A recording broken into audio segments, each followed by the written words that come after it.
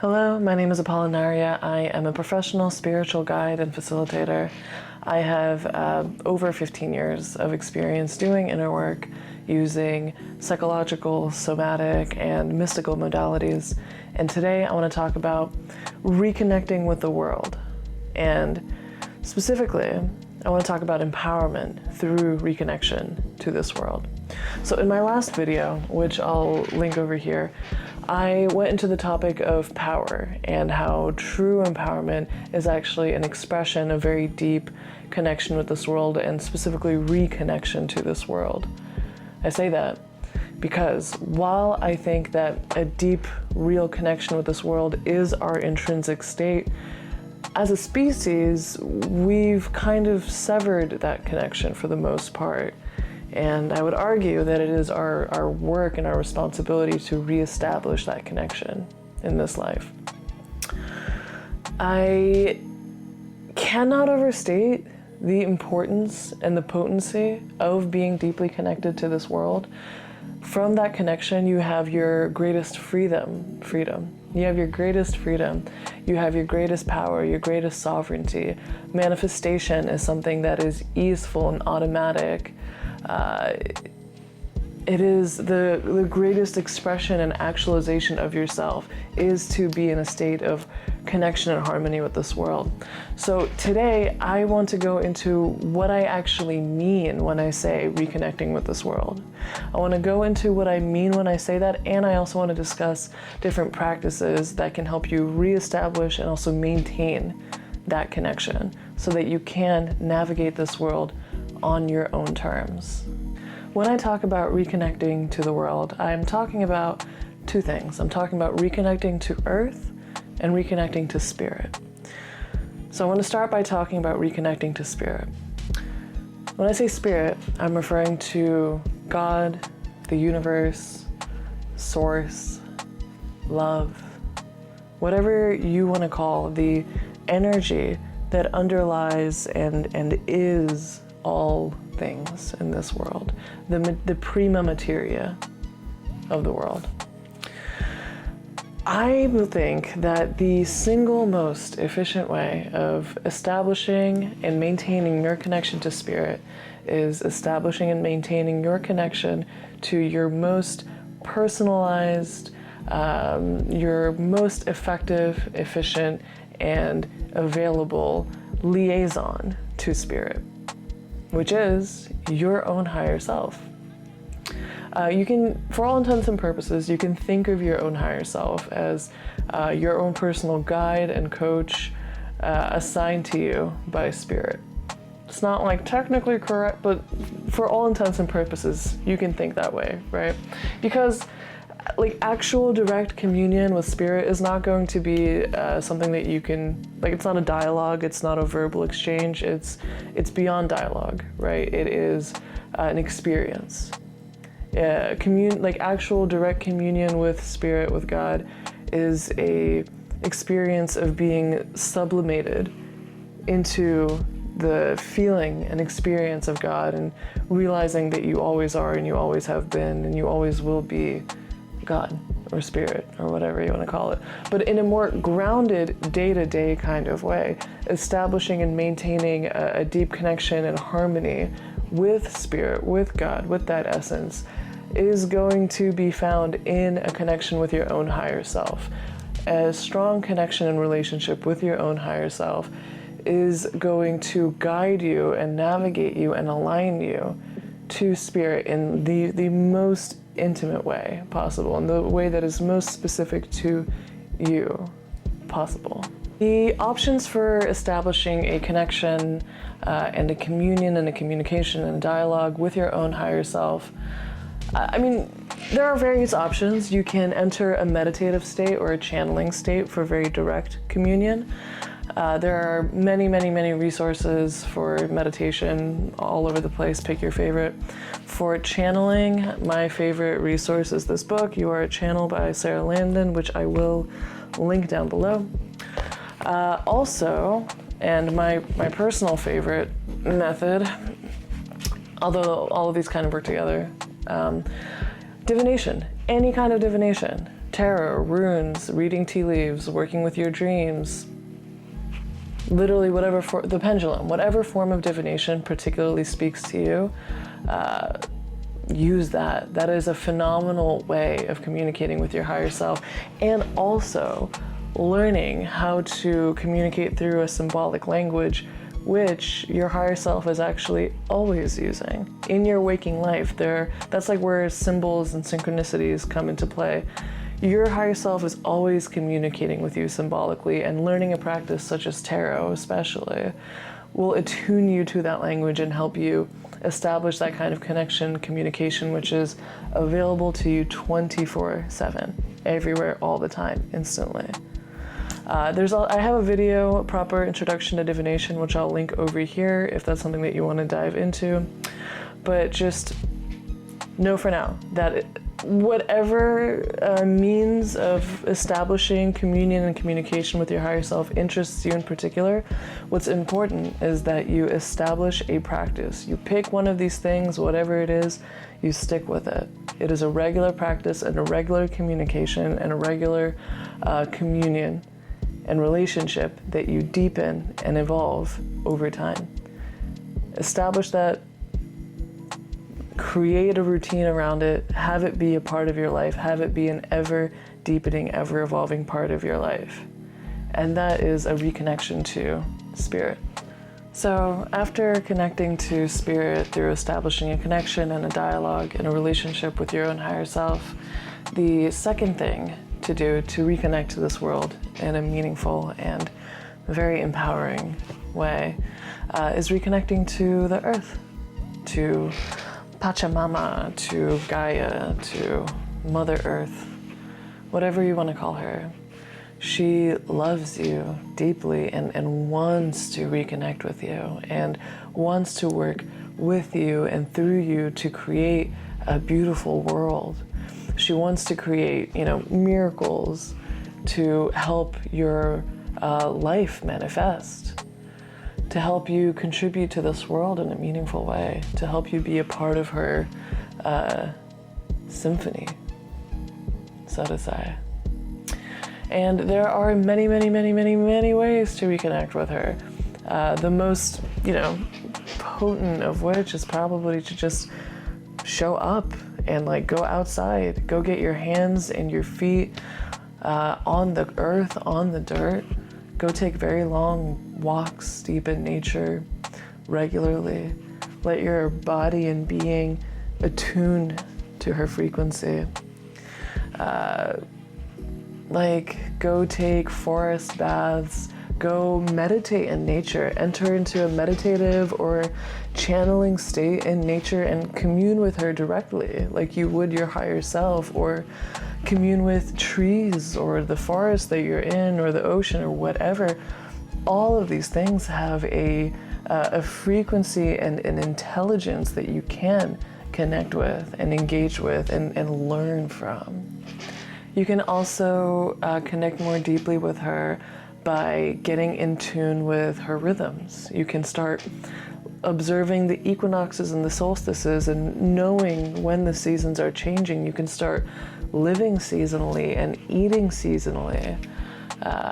If you're if you have a female body with a woman's hormonal cycle, well, first of all, if you're using synthetic birth control, you don't have an actual hormonal cycle.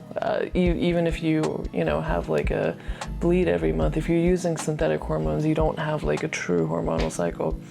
But if you do have an actual hormonal cycle, or if you get off birth control and you reconnect with your hormonal cycle as a woman, that hormonal cycle has 4 different phases, right? You have follicular, ovulation, luteal, and then, menstrual, your bleed week.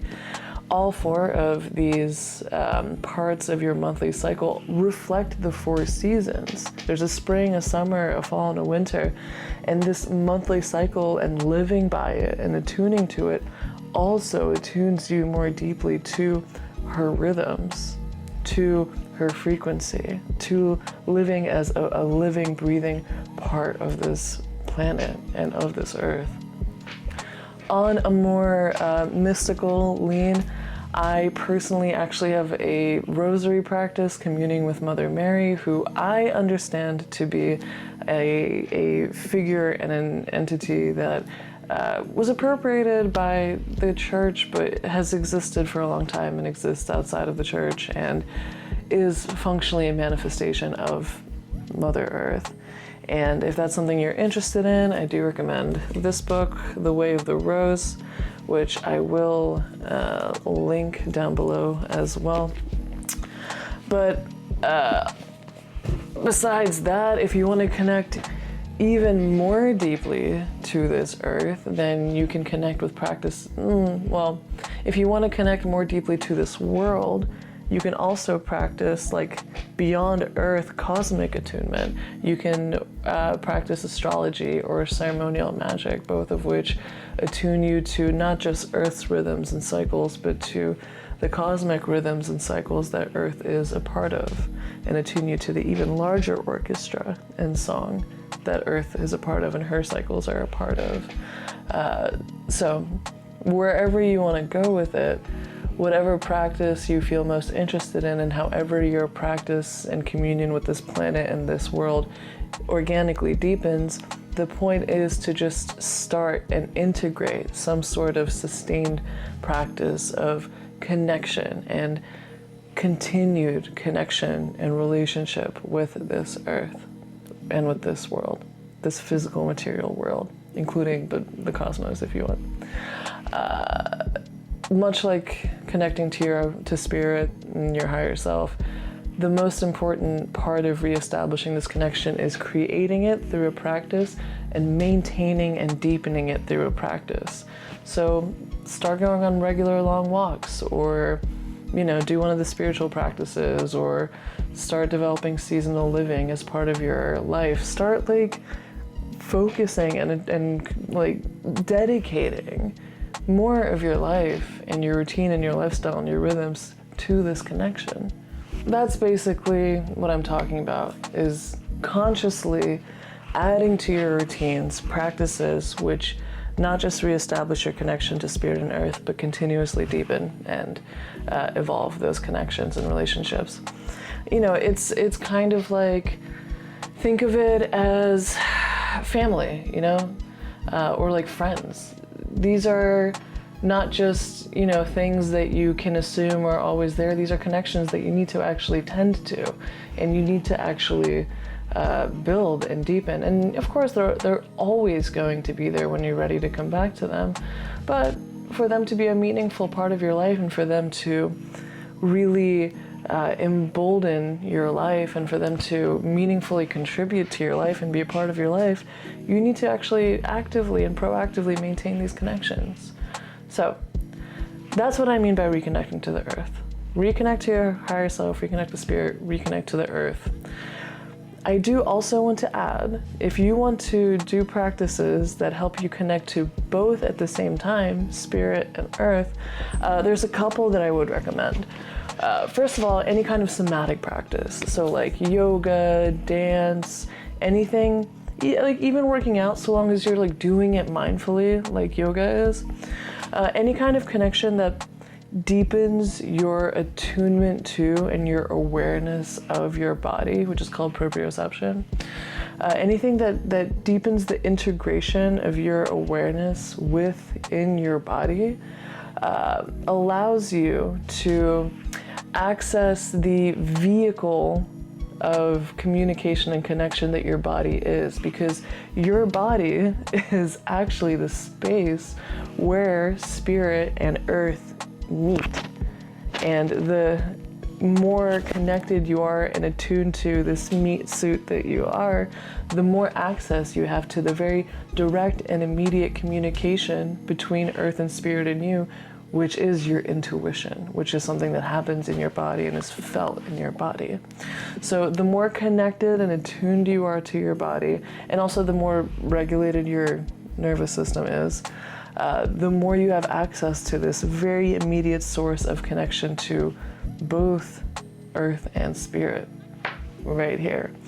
And the nervous system regulation is actually also a crucial piece of that. So I would recommend breath work as well, which is a insanely potent tool for regulating your nervous system. So another option to kind of hit both ends at once, both spirit and earth at once, is to focus on your body. So some kind of yoga routine, I honestly think is like the single most effective, but like also dance or flow, toys or whatever like really excites you about getting into your body. Adding something like that to your routine, which will again over time deepen that relationship, but also like breath work or EMDR or something that actively regulates and purges your nervous system of trauma and things that kind of like disrupt the actual signal of intuition that your body is a vessel for. So that's one thing, right? Somatic work hits both ends.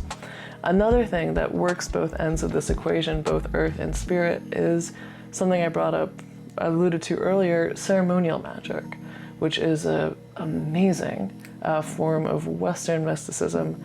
I love it so much. It's a really, really cool practice, which, first of all, it is like a very regular practice. It's just like, it's like little rituals that you do every day. And these rituals, very similar to yoga, just like are like a workout. They're like a maintenance workout. It's not like, I'm not talking about like casting spells and manifesting and whatever with it. I'm talking about the real core of ceremonial magic, which is a practice of spiritual connection and spiritual sustenance, basically. So ceremonial magic, when you do like the core practices of ceremonial magic in a regular, daily, or whatever way, actively connect you to the earth and to spirit, and attune you and deepen that connection. And as you go deeper in, also attune you to the cosmos. They attune you to planets and stars, and like expand you out for your energetic body to attune to and connect to deeper and deeper states and realms and planes of this world. Again, as well as spirit. It hits both ends at once. So if you're interested in ceremonial magic, first of all, if you're interested in yoga or breath work, going back to that, there are so many resources. I'm not going to tell you about resources here. For yoga, I'll post a website in the links called yogawithme.com. For breath work, I don't know, just like look up YouTube breath work. I'll post a link also to breath work, whatever. In the description. And for ceremonial magic, this is my copy of the book. The cover is no longer on it, but there's a teacher called Damien Eccles that I have so many books on ceremonial magic. I could not possibly recommend him more. I think he's the only teacher that you need. I will post a link to this book in the description below as well. It's literally called High Magic. It's called High Magic, A Guide to the Spiritual Practices That Saved My Life on Death Row by Damien Eccles. We'll also post that below. Now, it is pretty important to also at least mention in this video that, okay, so you're establishing your sovereignty, you're establishing your power by establishing these connections, this connection to spirit and this connection to earth, right? You're doing this in order to create the greatest amount of sovereignty and ease and power in your life. That's one half of the coin. The other half of the coin is going to be purging out the blockages in you to those connections. Those blockages are going to be trauma, cultural programming, beliefs, things that get in the way of just the connection happening in the first place, but also, ideas that might get in the way or prevent you from, actually spending time with these practices and allowing these practices and these relationships to develop slowly over time in their own pace, And what I mean by that is, if you have like a belief in your head that like, oh, this isn't gonna work, and you spend a week trying to reestablish these connections, and you don't have anything particular happen, then you're gonna be like, okay, yeah, so this isn't gonna work. These things take time. These are practices, these are lifestyles, This is not something that you just like do in a week. This is something that you devote a part of your life to. So clearing out both the blockages to the connection and the blockages to like the work to establish the connection, that's going to look like clearing trauma out for the most part. And I'm not going to go all the way into it, but I do have a video that I'll link right over here right now called Trauma Release as a Lifestyle.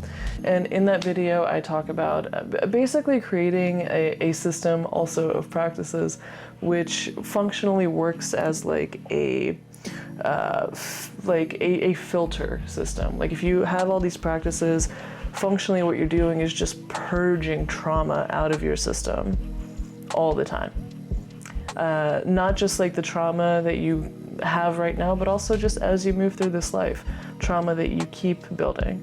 So incorporating any of those practices is also going to be important. The cool thing is that there's going to be some overlapping practices with, you know, the purging video and the trauma release as a lifestyle video. There's going to be overlaps of the parts of your practices that actually release trauma and the parts of your practices that create these connections. So that's pretty cool. You're going to be able to hit a couple birds with one stone. It's just about creating the intention and doing these things consciously. And with all of that being said, right,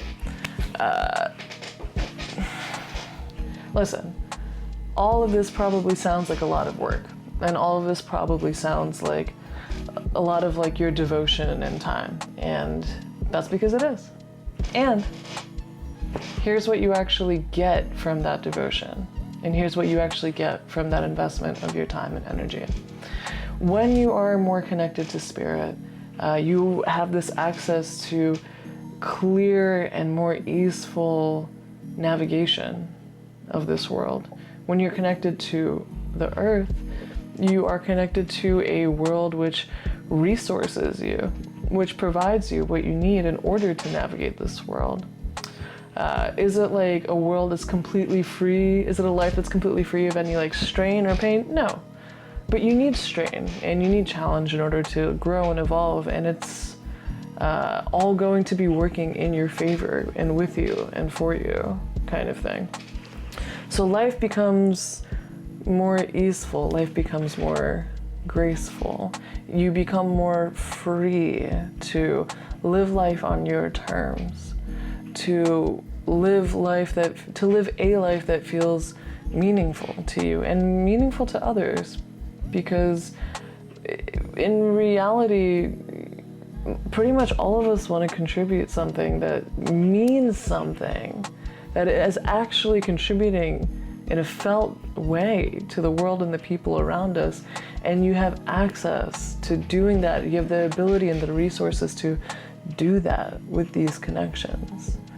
And beyond that, like, yes, you get to live a life that you actually want to live, that feels worth living. And beyond that, like, listen, if you look around right now and you see a world that's like parasitic in nature, if you see a world that just wants to drain you dry and give you nothing back, or if you see a world that's collapsing right now, well, you're not, if you establish these connections, you're not beholden to that world.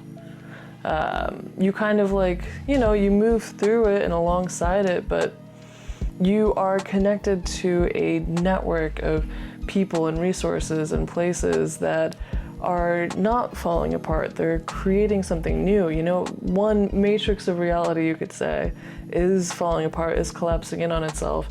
Another matrix of reality is being born, is being co-created as we speak, and connecting in this way to this world makes you part of that network. You become a sovereign co-creator of something new or ancient, depending on your perspective, but something better, something that works better for everyone, because what works better for you in reality works better for me. What works better for we works better for this planet and for the world. Harmony works that way, you know, interconnectedness works that way, interdependence works that way. And connecting to these two elements, connecting to the world in a more deep way, manifests as, you know, it makes me think of like Harry Potter, the Harry Potter world. You know, how like, if you're familiar, if you read the books or whatever, I don't know if they say this in the movies, but basically like it's, the wizarding world exists like in the same places as the human world does. It's just like kind of almost like a different frequency, you know? They just don't really interact. Like muggles or whatever would walk by a wizarding place and their eyes would go from one shop to the one that's on the other side of it. They would like just not even look at the wizard shop. So it's in that vein, right? You're existing in the same world, but like not really. So there's also a really cool freedom from that whole mess. Again, it's not going to be freedom from work, because work we actually have to do. Building a new world is work. Building a world that feels worth inhabiting is work. And if it's the type of work that you feel interested in, if it's the type of responsibility that you feel interested in, this is your work. This is what you have to do to get there. If you want to be part of a more deeply connected, a more loving, a more kind, and a more real world, then this is the work. In my opinion, anyway.